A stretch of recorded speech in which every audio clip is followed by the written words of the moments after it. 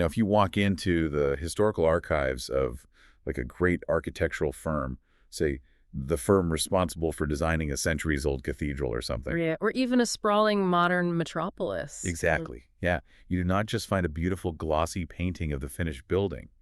You find massive climate-controlled rooms that are just filled with blueprints. Oh yeah, thousands of them. Thousands. You find schematics and load-bearing calculations. Every single structural pillar and every hidden conduit. Every intricate detail of the plumbing and the electrical grid. Yes. It was all meticulously calculated and completely settled in the mind of the architect before a single shovel ever even touched the dirt. Right. I mean, the end of the project is entirely declared in the beginning. The structure doesn't just spontaneously happen. No, definitely not. And it certainly isn't making itself up as it goes along. It is purposefully, intentionally, and comprehensively willed into existence. Exactly. And when you look at those plans, it is deeply awe-inspiring. It gives you a profound respect for the builder's intellect. But when we transition our minds from human architecture to the architecture of the cosmos. That's where it gets heavy. Yeah, when we move from blueprints of stone and steel to the eternal mind of God, suddenly people get incredibly uncomfortable. They really do. I mean, we love the idea of a loving creator. Right, we love the idea of a God who responds to us. But the idea of a comprehensive, eternal blueprint for every single event, like every detail that comes to pass in human history. That is where the theological vertigo sets in. It absolutely is. And frankly, it should cause a bit of vertigo. Oh, for sure. We are stepping into what is arguably the most breathtaking, humbling, and frequently misunderstood topic in all of systematic theology. HCR, we are exploring the profound reality of decretum Dei, the divine decrees. And for you listening to this deep dive, whether you are knee-deep in a graduate theology seminar or you're preparing to preach. Or if you're just a ministry practitioner trying to make sense of the sovereign God you serve. Right. We need to recognize how this builds on everything we've established so far. Yeah, we spent a lot of time exploring the being and knowability of God in previous discussions. We mapped out his divine perfections. And we immersed ourselves in the classical dogma of the Holy Trinity. But in all of that, we were looking at God in his immanent life. Right, we were asking who God is in his eternal essence. Exactly. But today, the theological camera pans outward. We are moving from who God is in himself to what he has eternally willed to accomplish outside of himself. Yeah, and the classical theological phrase for this is God's operations add extra his works outside of himself. Right. When we speak of the immanent Trinity, we are talking about the eternal and necessary relations between the Father, Son, and Holy Spirit. But when we speak of the decree, we're talking about God's free, sovereign choices regarding creation. Exactly. I mean, he did not have to create the universe. No. He did. He did not have to ordain history as we know it. The decree is the bridge between the eternal, unchangeable God and the temporal, changing universe. So we need to define our terms carefully here because the vocabulary carries incredible weight. It really does. What exactly are we talking about when Christian dogmatic speaks of the decree of God? Well, at its core, the divine decree is God's singular, eternal, unchangeable, and comprehensive purpose. Wow, that's a loaded definition. It is. It's the sovereign ordaining of whatsoever comes to pass, and it is entirely for the manifestation of his own glory. So it encompasses creation, providence, and redemption. Everything. Yes. From the spinning of the Andromeda galaxy to the exact moment a sparrow falls to the ground, it's all enveloped in this decree. But I want to pause you right there on a very specific word you used. You said singular. Yes, singular. I know this trips up a lot of students because we constantly use the plural word decrees. We talk about the decree of creation, the decree of the fall, the decree of election. Right, we do. So if it's singular, why do we speak in the plural? Well, we speak in the plural sort of as a concession to our finite temporal mind. Because we're bound by time. Exactly. We experience reality as a succession of events past, present, and future. We deliberate, we weigh options. We make a decision, and then later we make another decision. Right, so we naturally project that human psychology onto God. We imagine God sitting in eternity, making a list of decisions one after the other. Yes, like first, he decided to create the earth, then he decided to create humanity, then he decided how to save humanity. But Orthodox classical theology insists on the simplicity and unity of God's mind, right? Yes, it does. The Latin phrase here is unica actio, a single, eternal, undivided act. Because God does not learn.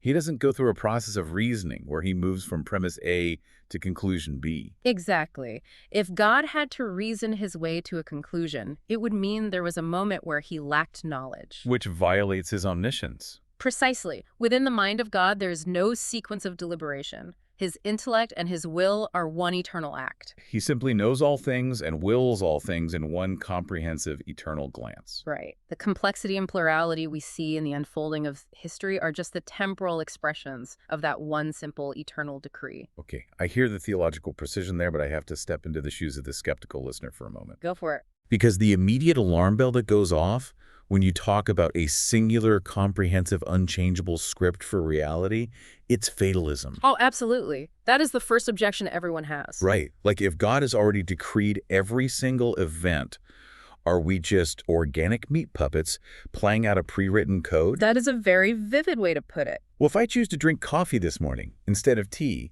and God decreed that from eternity past, how is that a real choice? It feels like we are flattening the creator-creature distinction. Exactly. That is the most natural human objection, and it is entirely understandable. Because the fear is that if God is 100% sovereign, then human beings must be 0% free. Right, like a programmer hard-coding a robot? Yes, the robot only does exactly what the code forces it to do. It has no internal agency, no desires, no motives. But that's not the classical view. So let me try an analogy to see if this helps map the classical view. What if instead of a programmer and a robot, we thought of it more like a transcendent author writing a profound novel or a play? Okay, yeah, I like where this is going. Say Shakespeare writes Hamlet. Shakespeare is the sovereign author. He decrees absolutely everything that happens in the play. Right, Hamlet doesn't do a single thing that Shakespeare didn't ordain. But within the reality of the play, Hamlet makes real choices. Yeah. He has internal agency. He experiences angst, motives, and desires. Exactly. Shakespeare's sovereign decree over the story doesn't violate Hamlet's agency within the story.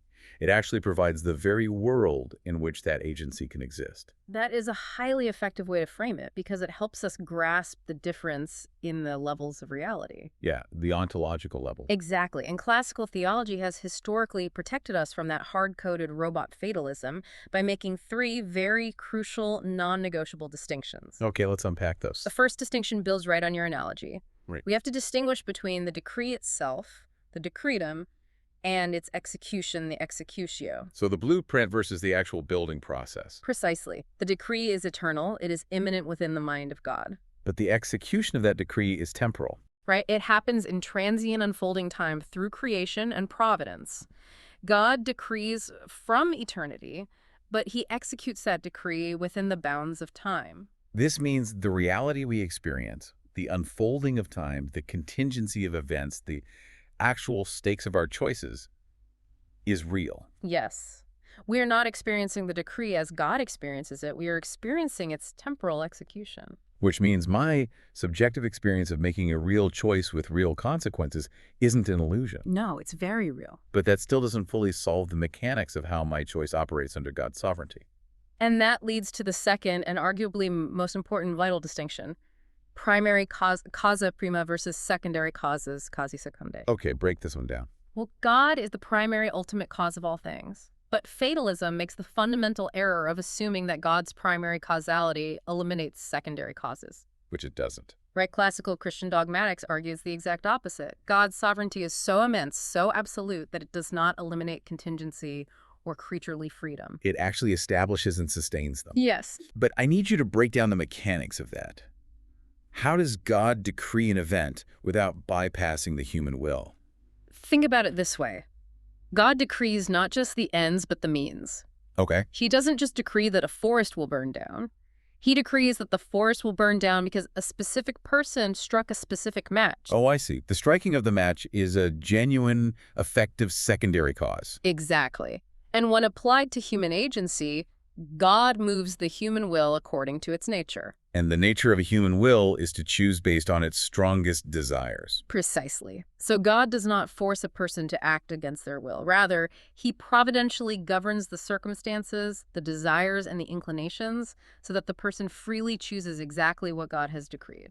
This is so counterintuitive to the modern hyper-individualistic mind. It really is. We naturally think in a zero-sum game. Right? Like if God exerts 100% control, man has 0% freedom. And if man is truly free, God must have stepped back and yielded control. But what you're saying is that God's sovereignty and human agency aren't on the same plane competing for space. God is the author of the plane itself. Exactly. To return to your analogy, Shakespeare doesn't compete with Hamlet for stage time. They occupy totally different ontological categories. Okay, this brings us to the third vital distinction, which sets up centuries of historical debate. Yes, we have the decree versus execution, primary versus secondary causes, and finally, absolute versus conditional decrees. And this asks the fundamental question about the ground of God's choices, particularly regarding human salvation and election. Right. Are God's sovereign choices grounded purely in his free grace, entirely internal to himself? Which would make it an absolute decree. Yes. Or are they conditional, grounded upon God, looking ahead into time, foreseeing what humans will do? Like foreseen faith or foreseen rejection. Exactly, and then basing his decree on that foreseen action. And that is the million-dollar question that divides massive branches of the Christian family tree. It really is. But to answer whether this decree is absolute or conditional, we cannot just sit around in a coffee shop and philosophize about the nature of free will. No, we have to open the text. Right. The only way we can know the mind of the architect is if he has revealed his blueprints to us. So let's establish the scriptural grammar. Where do we begin? We absolutely must begin in the Old Testament. Yeah, there's a tendency in modern theology to treat the deep sovereignty of God as an invention of the Apostle Paul. Or worse, an invention of 16th century reformers. Right, but it is the absolute bedrock of Hebrew theology. It is. Let's look at the prophet Isaiah, specifically Isaiah 46, verses 9 and 10. Okay.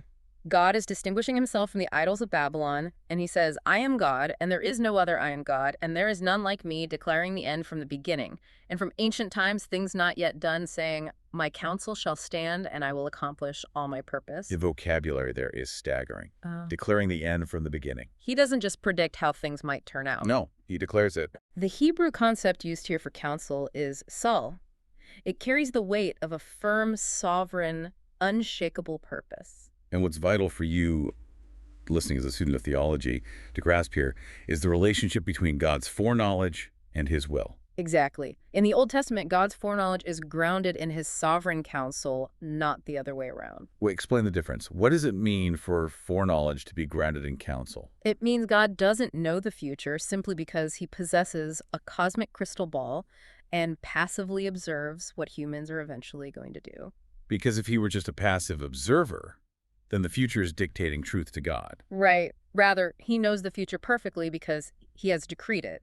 His knowledge of what will be is intimately tied to his decree of what shall be. Oh, wow. You see this echoed in Psalm 115, verse 3. Our God is in the heavens. He does all that he pleases. The psalmist doesn't say God hopes things work out. He does what he pleases. Or consider Daniel chapter 4, where the pagan king Nebuchadnezzar is brought low. Yeah, he comes to that profound realization. He says that God does, according to his will, among the host of heaven and among the inhabitants of the earth, and none can stay his hand or say to him, what have you done? That is raw, unfiltered, sovereign majesty. It is God operating with absolute unrivaled authority. It is. But we need to trace this redemptive historical thread forward into the New Testament, because this is where the doctrine of the decree gets intensely personal. Especially regarding salvation. Yes. Let's open to Ephesians chapter 1, verses 3 through 11. For anyone studying soteriology, the doctrine of salvation, this text is ground zero. It is a majestic, sweeping, doxological text. In the original Greek, verses 3 through 14 are actually one massive, uninterrupted sentence. Paul's just overwhelmed by the scope of what God has done. He writes, he chose us in him before the foundation of the world that we should be holy and blameless before him. In love, he predestined us for adoption to himself as sons through Jesus Christ according to the purpose of his will. I want to zero in on the timeline Paul explicitly establishes right there. The election of the believer happens pro katabolis cosmo, before the foundation of the world. Before time existed, before space, before your first breath, before your first sin. Before you had done anything good or bad, God's choice is rooted in eternity past. And beyond the timeline, the scope of the decree in verse 11 is what I find staggering. Yes, Paul says God is the one who works all things according to the counsel of his will. All things. The Greek phrase there is ta panta. In this context, it is a comprehensively universal term. It leaves absolutely no remainder. There is no maverick molecule in the universe that exists outside of tapanta. And notice how he works all things according to the deliberate decree, the bulo of his will, his thelema. Let's distinguish those two terms, bulo and the lemma, because they sound sort of redundant in English. They do. Thelema generally refers to the desire, the wish, or the will itself, Okay. while belong carries the nuance of considered purposeful counsel and deliberation.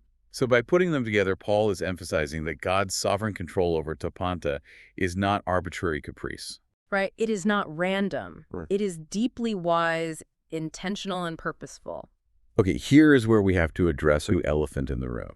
This is where the theological tension hits its absolute peak. I know where you're going with this. When we say tapanta, means all things, we are forced to ask a very difficult question. Does that include evil? Does that include human sin? Because if God decrees all things and sin exists, then doesn't that make God the author of sin? Let's look at the biblical test case for this, the crucifixion of Jesus Christ in Acts 2 and Acts 4. This is perhaps the most vital text for understanding biblical compatibilism. In Acts 2, verse 23, Peter is preaching his monumental Pentecost sermon. What does he say? He says of Jesus, "This Jesus delivered up according to the definite plan and foreknowledge of God, you crucified and killed by the hands of lawless men." The Greek phrase for definite plan is chrismenibulo. Yes. Let's sit with that tension because we cannot afford to gloss over it. Think about the crucifixion of the Son of God. Objectively speaking, this is the most heinous, evil, unjust act ever committed in the history of the cosmos. The torture and murder of this sinless author of life. And Peter, under the inspiration of the Holy Spirit, asserts two realities simultaneously. First, he says it was delivered by the definite, predetermined plan and foreknowledge of God. It was decreed. It wasn't an accident. It wasn't God reacting to a tragedy and scrambling to make a plan B. Right. And then in the very same breath, without any sense of contradiction, Peter looks his audience in the eye and says, "You crucified and killed by the hands of lawless men." He holds them entirely morally culpable. He doesn't say God decreed it, so you guys are off the hook. You know, he essentially says God perfectly decreed it from eternity past, and you are entirely guilty for doing it. How on earth do we reconcile that? By returning to our understanding of primary and secondary causes. Okay. God decreed the event perfectly, but the men who carried it out, Judas Pilate, the Pharisees, the Roman soldiers, they were not acting against their own wills. They were acting entirely out of their own wicked desires. Exactly. They wanted to kill Jesus. They acted with genuine moral agency and intention. So God's absolute sovereignty and human moral responsibility are placed side by side without canceling each other out. God is the sovereign author of the decree, but the men are the authors of the sin. It completely shatters our neat philosophical boxes. Yeah. We want to force a choice. Either God planned it and man is innocent, or man did it and God is surprised. The biblical text refuses to let us choose. It holds both with an iron grip. But we need to keep moving through the grammar, because we cannot talk about the decree of election without tackling Romans 8, verses 28 through 30. Yes. Famously known in historical theology as the catena aurea, the golden chain of redemption. Yes. Paul writes, "For those whom he foreknew, he also predestined to be conformed to the image of his Son. And those whom he predestined, he also called. And those whom he called, he also justified. And those whom he justified, he also glorified." This text is a battleground, and it requires us to define our terms with surgical precision. Because a massive portion of the Christian church reads the word foreknew proegna in Greek, and they interpret it exactly like that passive crystal ball we critiqued earlier. Right, the classic pushback I hear all the time goes like this. Foreknowledge just means God looked down the corridors of time, saw that I would eventually choose, him using my own free will, and based on seeing my future choice, he then predestined me. So how does a rigorous exegesis of Paul's letters respond to that? It is an incredibly common interpretation, but linguistically and exegetically, it completely breaks down when you study Pauline grammar and Old Testament backgrounds. Because in the biblical usage, the concept of knowing is rarely just cognitive awareness or passive prescience. It is deeply relational and covenantal. Give us an example of that covenantal knowledge. Think of Genesis chapter 4, verse 1. Adam knew Eve, his wife, and she conceived. That's not cognitive data, that is intimate relationship. Right. Or look at Amos chapter 3, verse 2, where God says to the nation of Israel, "You only have I known of all the families of the earth."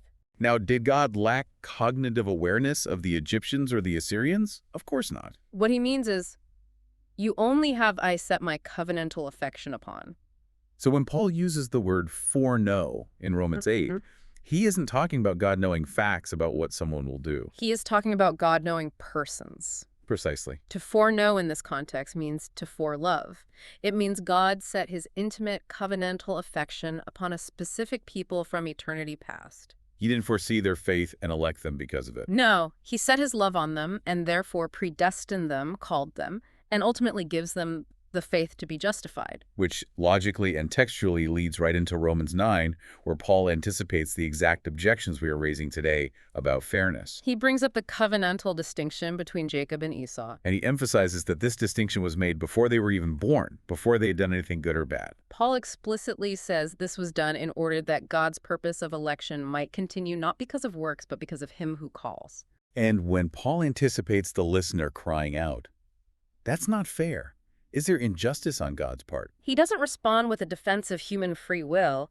He responds with the metaphor of the potter and the clay from Jeremiah 18. Has the potter no right over the clay to make out of the same lump one vessel for honorable use and another for dishonorable use? It is incredibly weighty grammar. It strips away all human boasting. It connects perfectly to what Jesus says in John 6 and what Peter writes in 1 Peter 1, this continuous thread of the Father giving a specific particular people to the Son, and the Son effectively drawing them. But reading this grammar and synthesizing it into a cohesive dogmatic system are two different things. Very true.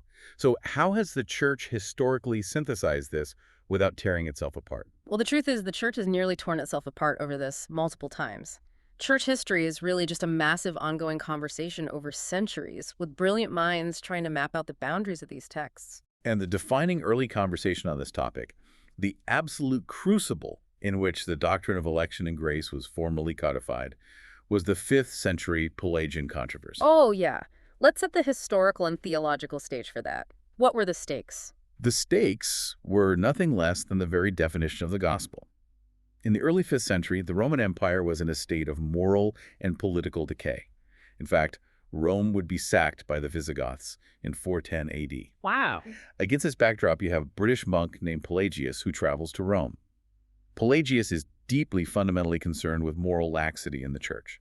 He looks around and sees Christians living like pagans, and he believes that the church's teaching on human weakness is giving people an excuse to sin. So his motivation is actually quite pastoral and moral. He wants a holy church. Yes, his motivation was moral reform, but his theological solution was disastrous. Tell us what he argued. Pelagius argued that human nature was essentially unaffected by Adam's sin. He rejected the concept of original sin entirely. He believed that the human will remained completely undamaged, pristine, and entirely free to choose good or evil perfectly right now in this life. So for Pelagius, Adam was just a bad example, not a source of corruption. Exactly. Consequently, for Pelagius, election was simply God foreseeing who would be obedient and rewarding them for it. Grace in the Pelagian system is just a helpful tool, like God giving you a manual on how to live, but it is not strictly necessary for salvation. You have the inherent power to save yourself through perfect obedience. And stepping into the ring to counter this theological disaster is Augustine of Hippo. And Augustine, drawing heavily from his own dramatic conversion experience and his deep reading of the Apostle Paul, brings the absolute hammer down. He recognized immediately that Pelagius' view utterly destroyed the gospel of grace. If we can save ourselves, Christ died for nothing. So Augustine countered Pelagius by establishing the doctrine of original sin and the total fallenness of the human will. He formulated his famous 4 states of human nature, arguing that after the fall, humanity is in a state of non-posse, non-pecca, not able not to sin. I want to linger on that phrase, not able not to sin. He isn't saying that humans are incapable of doing earthly good, like loving their kids or obeying traffic laws. Right. He's saying that in our fallen state, the human will is fundamentally turned inward. It is a slave to sin.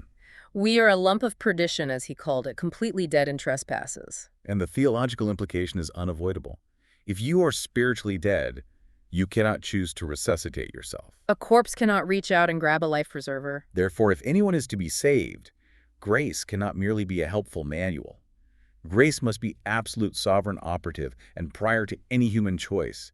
It must be a resurrection. Which means election cannot be based on foreseen faith, because there is no faith to foresee unless God grants it. Exactly. Augustine wrote brilliantly on this in his work on the predestination of the saints.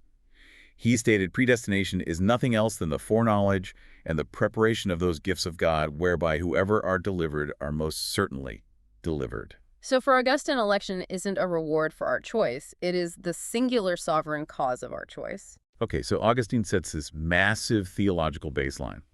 Let's fast forward several centuries into the medieval scholastic period. You have Thomas Aquinas, who is an absolute giant. His theological project in the Summa Theology is fascinating because he is trying to marry the deep, robust Augustinian soteriology we just talked about with the rigorous, highly analytical, philosophical categories of Aristotle. How does Aquinas map the decree mechanically? Well, Aquinas is brilliant because he utilizes Aristotelian concepts of causality to explain exactly how God's grace interacts with the human will without destroying it. He makes a vital distinction between operative gratia operans and cooperative gratia cooperans. Break those mechanics down for us. If I am a fallen human being, how do these two types of grace function in my salvation? Think of the human will as a motor that is fundamentally broken and running in the wrong direction. Operative grace is God acting unilaterally upon the human soul. It is the grace that heals the will, changes its fundamental disposition, and initiates the movement toward God. In this moment, the human soul is entirely passive. God is the sole operator. So operative grace is essentially regeneration. God flipping the switch. Yes.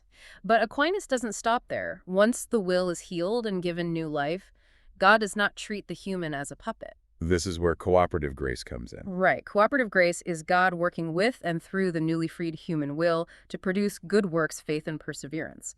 The human will is now actively cooperating with God's grace. That is a beautiful synthesis. But when it comes to the ultimate decree of predestination, why some receive this operative grace and others do not, does Aquinas ground that in human cooperation? No, he remains staunchly Augustinian. He grounds predestination entirely in the hidden divine will, not in foreseen human merit. In the Summa, Aquinas writes that God wills to manifest his goodness in men. For those he predestines, he manifests his goodness in the form of mercy. For those he reprobates, those he passes over, he manifests his goodness in the form of justice. And if you ask Aquinas why God chooses this specific person for mercy and that specific person for justice, Aquinas essentially shrugs his theological shoulders and says it has no reason except the sovereign divine will. it's staggeringly God-centered. And this Augustinian and later Thomistic baseline flows right into the 16th century Reformation. The magisterial reformers, Martin Luther, John Calvin, they loudly and aggressively reaffirm this monergistic view. Monergism, meaning God alone is working in the eternal decree of election. But as history shows us, this view does not go unchallenged. No, it leads directly to one of the most significant and defining synods in Protestant history. In the early 17th century, the followers of a Dutch theologian named Jacob Arminius presents a document called the Remonstrance of 1610. They were deeply uncomfortable with the Reformed view of absolute predestination, feeling that it made God the author of sin and destroyed human responsibility. So they counter with a theological system that argues for conditional election. They say God elects based on foreseen faith, which he knows humans will produce by utilizing what they call prevenient grace, a grace given to all people that restores free will just enough to let them choose. Yes.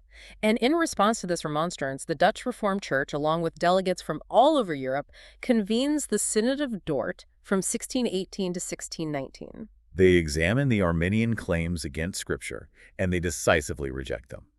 This is where we get the famous 5 points of Calvinism, often remembered by the TULIPum acronym. And the U in TULIP stands for unconditional election, firmly establishing that God's choice is based on his own sovereign good pleasure, not on any foreseen conditions met by humanity. And that theological consensus becomes the bedrock for the great post-Reformation scholastic confessions. I want to read from the Westminster Confession of Faith, Chapter 3, because it perfectly captures the incredible paradox we discussed earlier with Acts 2. The framers of this confession were brilliant in how they threaded the needle. It says, God from all eternity did by the most wise and holy counsel of his own will freely and unchangeably ordain whatsoever comes to pass. Yet so is thereby neither is God the author of sin, nor is violence offered to the will of the creatures, nor is the liberty or contingency of second causes taken away, but rather established. Listen to the precision of that language. Yeah.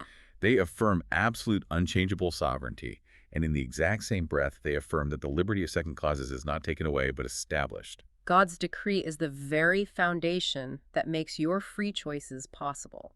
Louis Berkhoff, the great 20th century Reformed theologian, gives us a really helpful way to visualize this architectural structure. If you are a visual learner for you listening, try to picture this flowchart in your mind. At the very top of the page, you have a single box labeled the eternal decree. This is the unica actio, the single undivided act in the mind of God. Now, conceptually for us, draw a line down where that box splits into two branches. On one side, you have election. This branch is grounded purely in God's unmerited mercy, and it results ultimately in eternal life. On the other side, you have preterition, which means the act of being passed over. This branch is grounded strictly in God's justice, leaving humanity in their willful sin. And then, importantly, both of those eternal branches flow downward into a massive box at the bottom of the page called temporal execution. The eternal decree enters the realm of time. For the elect, this temporal execution looks like creation effectual, calling justification sanctification, and ultimately glory. For the reprobate, it looks like creation, the fall, willful rebellion, and ultimately righteous judgment. It is an incredibly tight, logical, robust system. But here's the thing about theologians. Even when the historical confessions draw clear, definitive boundary lines, brilliant minds will still fiercely debate the precise logical mechanics inside those boundaries. Which transitions us perfectly to the next phase of our deep dive live theological debates and taxonomy. We're going to look at three major ongoing debates. And I'll warn you up front, we are about to employ some serious Latin terminology, but we will walk through it carefully. Let's start with debate one, lapsarianism. And before anyone panics at the term, the root word here is lapsus, which simply means fall or lapse, as in the fall of Adam. This is a fascinating internal debate within the Reformed and classical traditions concerning the logical order of God's decrees in eternity. And we need to clarify immediately, this is entirely about logical order in God's eternal mind, not chronological order in time. Remember, God doesn't think in a timeline. It's about how God conceived of the plan, the priority of ends versus means. Right. Think of it like a master builder planning to construct a house. The builder desires a roof to keep the rain out. That is the ultimate end. Because he desires the roof, he logically decrees to build walls to hold the roof up. He doesn't build walls and then suddenly think, oh, I should put a roof on this. The end dictates the means. Lapsarianism asks, when God was logically ordering his decrees, what was the ultimate end and how did the fall fit into that sequence? There are two main views here. The first is supralapsarianism. Supra means above or before. So this view places the decree of election and reprobation logically before the decree to permit the fall. This is often called high Calvinism. We're talking about heavy hitters like Theodore Beza, Calvin's successor in Geneva, or Jerome Zanchius. Walk us through their logic. Why did they order it this way? Beza and the supralapsarians were fiercely driven by teleology, the ultimate purpose of God. They argued that God's ultimate goal is the manifestation of his own glory, specifically the glory of his mercy and the glory of his justice. Therefore, the logical order goes like this. First, God decrees to elect some individuals to manifest his mercy and reprobate others to manifest his justice. Second, he decrees to create the world. Third, he decrees to permit the fall. So in this view, when God makes the decree of election, he isn't looking at people as fallen sinners needing rescue. He's looking at them as uncreated blank slates. Precisely. The Latin phrase is creabilis et labilis. Humanity is viewed as creatable and fallible. The core premise is that both creation and the fall are simply decreed as the necessary means to accomplish the ultimate end of manifesting mercy and justice. I understand the fierce protective logic there to uphold God's absolute sovereignty, but I have to be honest, pastorally, that feels incredibly cold. It does. If taken to its extreme, it feels like God creates certain people specifically and solely for the purpose of damning them to show off his justice. It creates a very harsh view of the divine character, which is exactly why the vast majority of the Reformed tradition, including the framers of the Synod of Dort and giants like Francis Turretin and Herman Bavinck, pushed back and held to infralapsarianism. Infra meaning under or after. Yes. The infralapsarians were deeply concerned with protecting the justice and goodness of God. They reordered the logic to reflect a more historical progression. First, God decrees to permit the fall. Third, out of that already fallen, corrupted mass of humanity, the mass of partitionis, he decrees to elect some to salvation and pass over others, leaving them to the justice their sin deserves. So in the infralapsarian mind, God views humanity not as blank slates, but as already created and fallen creatus et lapsus. Exactly. And the pastoral difference, as you noted, is massive. In the infra view, the decree of election is profoundly, breathtakingly merciful. It is a rescue mission. God looks upon a universally fallen, guilty, rebellious human race that entirely deserves hell, and out of sheer unmerited grace, he reaches in and saves a multitude. It protects God from the accusation that he's the author of sin or that he punishes innocent creatures. He only punishes fallen creatures. That distinction is so crucial for how we preach and counsel. Okay, that's debate 1, lapsarianism. Let's move to debate 2, the ground of election. We touched on this with the Arminian Remonstrance, but it remains the great dividing line between the Reformed Thomistic traditions and the Arminian Wesleyan traditions. Is election unconditional, based solely on God's good pleasure? Or is it conditional based on God foreseeing human faith?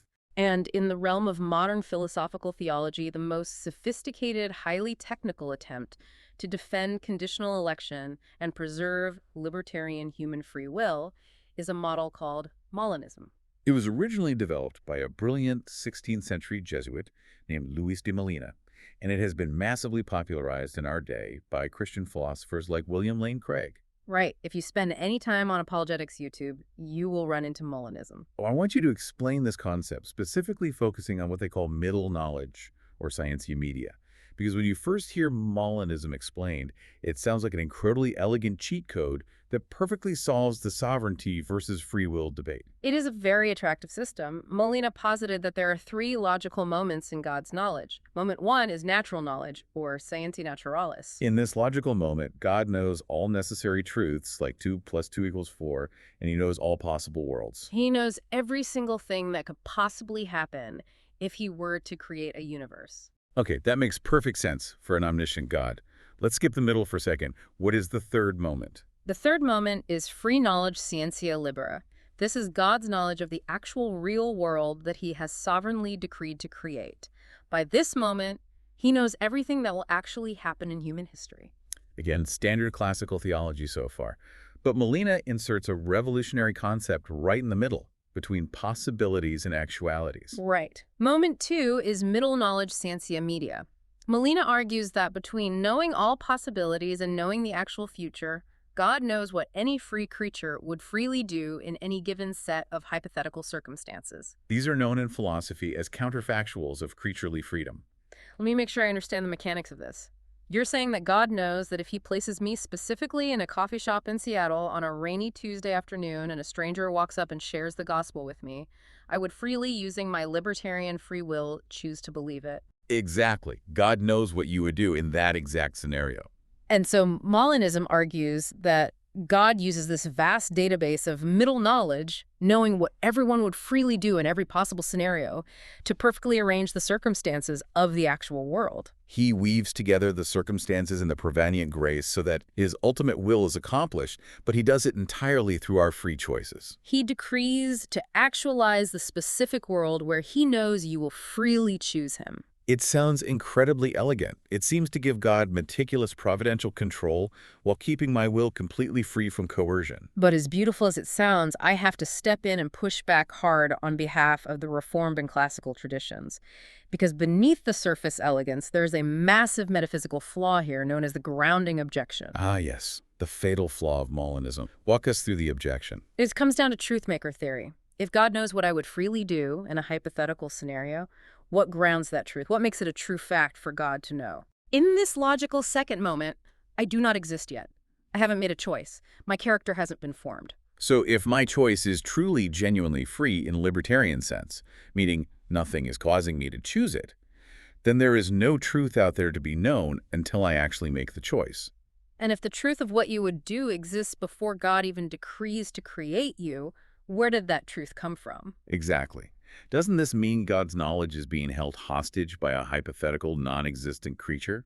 It implies there is some abstract truth floating out there in the universe that exists independently of God's decree, dictating to God what a creature would do. It seems to drastically compromise God's absolute independence and sovereignty. That is precisely the Reformed critique articulated brilliantly by theologians like Francis Turretin.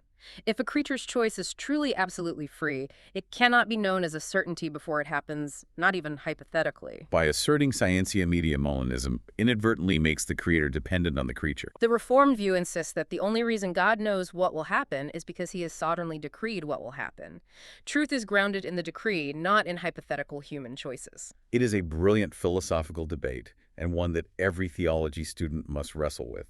But let's shift to debate 3, because this one moves from philosophy into territory that can become genuinely spiritually dangerous if handled poorly. We're talking about reprobation and asymmetry. Yes. When we talk about election, we are talking about those God chooses to save. But logically, if God chooses to save some, it means he chooses not to save others. The doctrine of those not elect is called reprobation, and the massive danger here is a heresy known as equal ultimacy, which is often associated with hyper-Calvinism.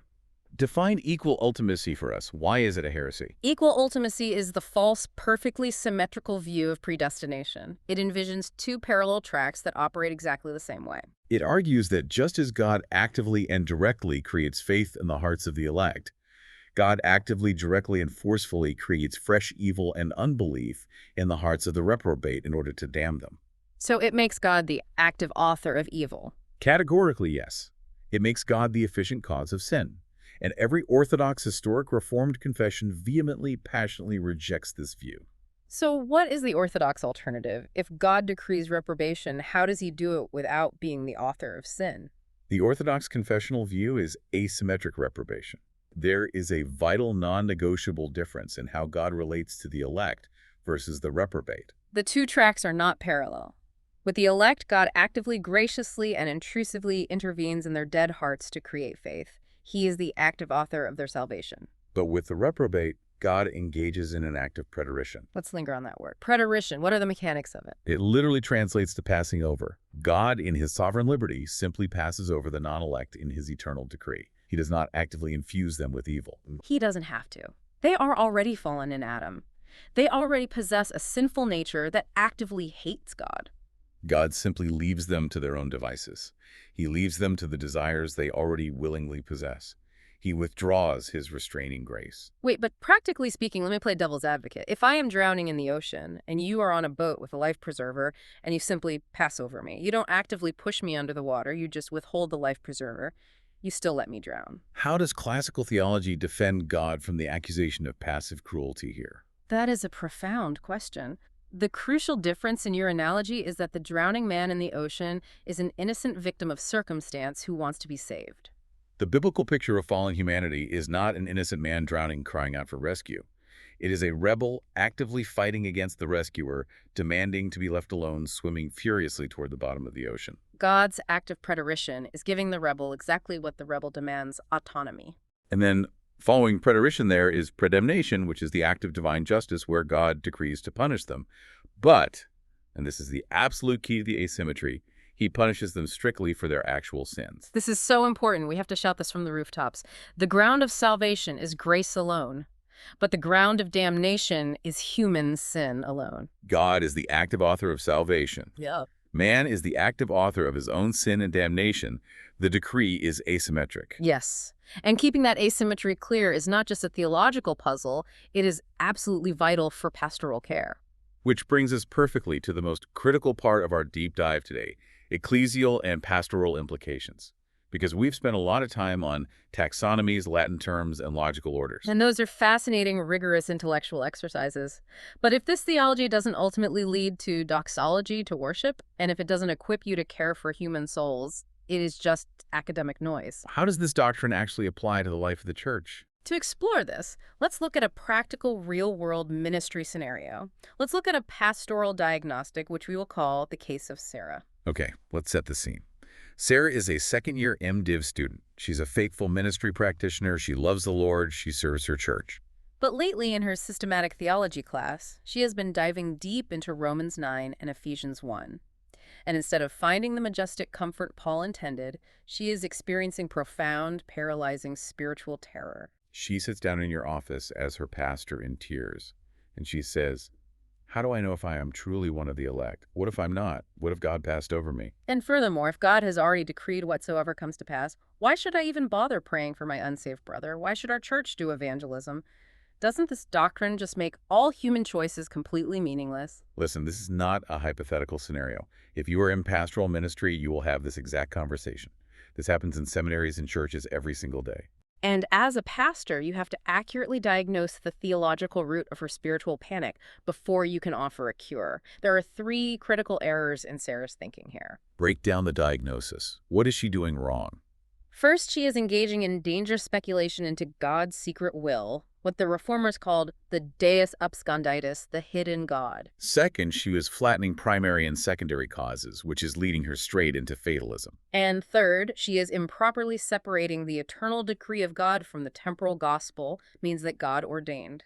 So how do we prescribe care for this? What is the pastoral counseling strategy? Let's take that first diagnosis, her agonizing fear about whether or not she is elect. We have to apply what is historically known in the Reformed tradition as Calvin's mirror. Sarah is essentially trying to pry open the hidden ledgers of eternity. She wants to sneak into the archives of heaven and see if her name is written in the Lamb's Book of Life.